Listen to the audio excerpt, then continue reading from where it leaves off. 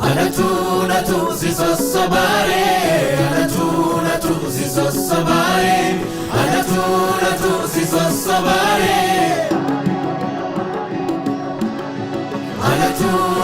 si sosobare, Anatu si sosobare, Anatu si sosobare. Simboda fe bareeda kunda chalchise Anatu maqaa kee waamee leellise Simboonni foolisii dhiisa kumbii jaala Alaabaa bareedinaa kottaa laala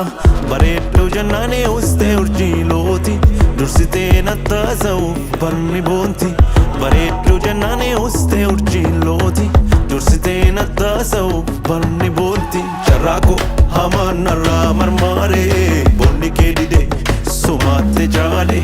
Dalarraa goreensa gaale laale Anatu si sosobare Anatu si sosobare Anatu si sosobare Anatu si sosobare Anatu si sosobare Anatu si sosobare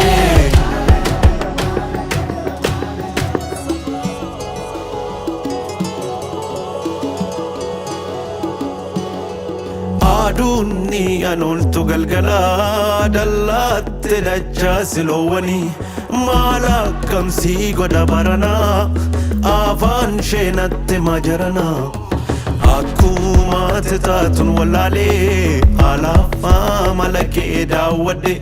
kaa'ee dhiisee galuuf jaalalaa erguuman boontuu argadhe carraaqoo hamaan narraa marmaaree bonni kee didee Sumatte jaale Dalarraan goreensa gaale laale Anatu si sosobare Anatu si sosobare Anatu si sosobare Anatu si sosobare Anatu si sosobare Anatu si sosobare Adida babura muranii karaan dirre daawwaara nama naatadisini jedhanii waa'ee kee hunda dhagayeera kennaa miidhagina simboo rabbii si badhaasee uumeera bareedduu gurraatti simbirroo jaalala keef jechanii kufeera Anatu si sosobare Anatu si sosobare Anatu si sosobare Anatu si sosobare Anatu si sosobare Anatu si sosobare Anatu si sosobare